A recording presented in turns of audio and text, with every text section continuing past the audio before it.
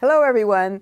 Thank you for inviting me to participate from Washington, D.C. in the reopening of South San Francisco's Grand Dame, the Grand Avenue branch of the South San Francisco Library. What do we think of when we think of South San Francisco? Well, first, we think of Sign Hill. Second, we think of the library on Grand Avenue. After that, we might think of Genentech, but the twin symbols of my childhood city are Sign Hill and the library. Both are city treasures to me. Now, as the television commercial says, but wait, there's more. This library is also a Carnegie library. What, you may ask, is a Carnegie library? When the steel titan Andrew Carnegie was alive, he paid for the construction of 3,500 libraries in the United States. He required communities to donate the land and to cover operating expenses. These buildings have a distinctive, beautiful design. They represent Carnegie's belief that knowledge is for the ages and that libraries spread knowledge that strengthens our democracy. Rue Clifford, a local teacher, rode horseback to gather signatures around South San Francisco to convince Carnegie to build in South San Francisco. In fact, Carnegie influenced South San Francisco in two ways.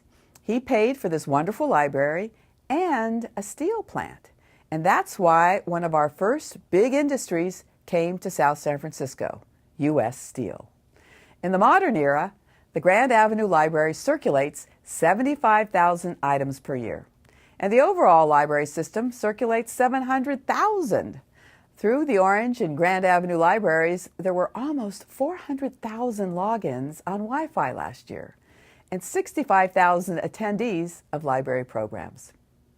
Of course, the Grand Avenue branch was closed most of last year, but now that Grand Avenue has reopened, it will be contributing to this visits again. Visiting and sitting for hours at the Grand Avenue Library isn't just a 2016 experience. This branch is the library that I used after school when I was going to Spruce and Parkway Junior High. Of course, we didn't have computers back then, nor iPads, nor self-checkout. There was a big, loud, handheld device that stamped the date when the book was supposed to be returned. Ka-chunk!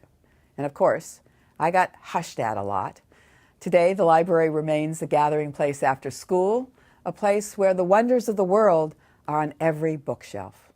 Soon, there will even be an outdoor patio so that children who talk too much, like me, can go outside.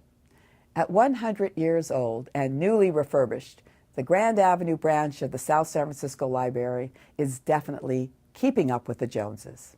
It has modern RFID security, self-checkout devices, and soon it'll even have a Genius Bar for the kids.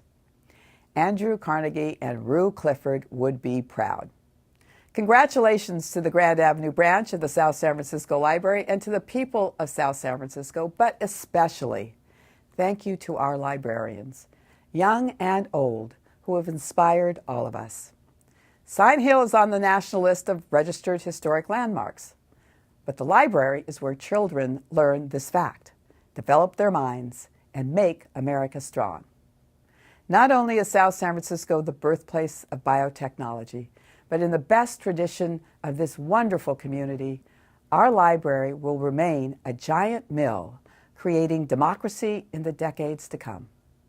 Like me, 50-plus years ago, a young child will walk into this library and discover truth, fantasy, and themselves. I came of age in this library. I still remember the very first time I dared to walk through the swinging doors into the adult section of the library. Maybe I was 11 or 12. I felt like I could do anything after that. I started dreaming about the future.